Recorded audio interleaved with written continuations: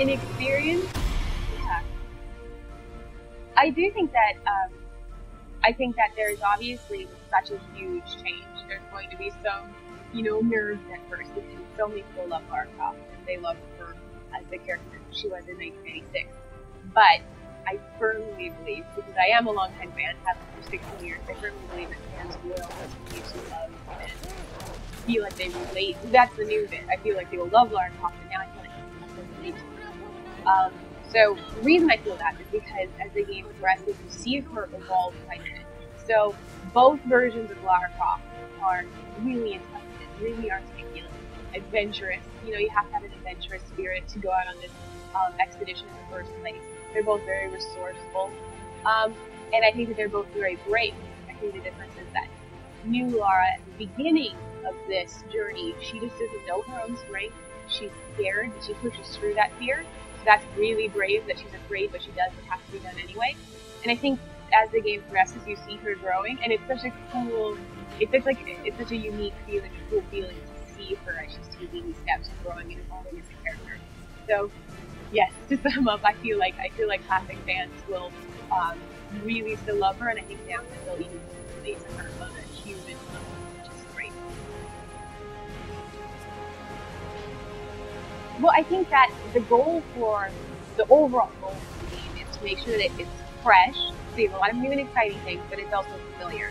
So we haven't shown off the entire game yet, and we're not going to spell everything out before launch, but we're taking what makes classic Tomb Raider awesome, and we're updating it through that lens of survival. So you still have combat, it's just been really upgraded and retooled, probably more than any other feature.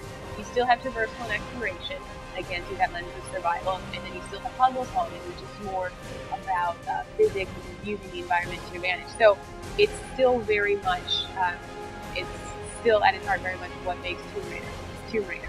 In terms of throwbacks and kind of classic elements and hints at the old game, I actually really do feel that there are some cool tributes to classic Tomb Raider in the game. So not only is it still at its core a Tomb Raider experience, I think there are actually several kind of fun nods to classic games. Like, we're just not going to spoil them, because then they wouldn't be as meaningful.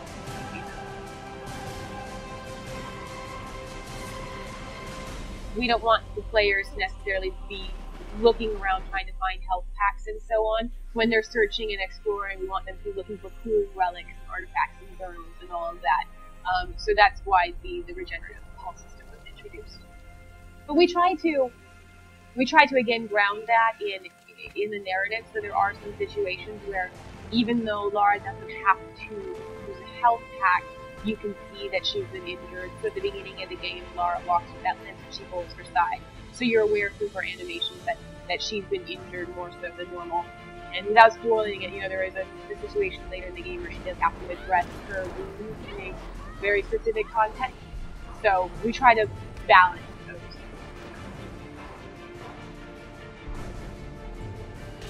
Interesting, because I think it has a lot to do with player choice.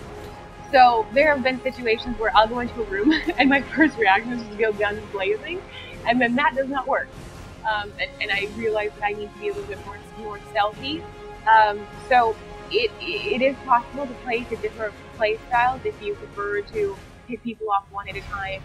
You can also look at your environment and try to use environmental hazards or things against them, like an enemy putting a lantern that looks a mix of multiple enemies and they're sitting near each other. So it is important, I think, sometimes it makes areas with a lot of enemies a lot easier, but if you're resourceful and quick enough, you can choose to go kind of against the basic route. We don't have a new game plus option, but what we do allow, so you don't get to restart the campaign with all the equipment or items or so on. That kind of breaks from the pacing a little bit, but we do, at the end of the game, you have the option to go back and restore the island. I like to give the caveat, though, that is not a hint at any sort of narrative choices or how the game ends. It's just a game mechanic to allow you to re-explore. So don't try to derive the ending of the game through the fact that she can do it.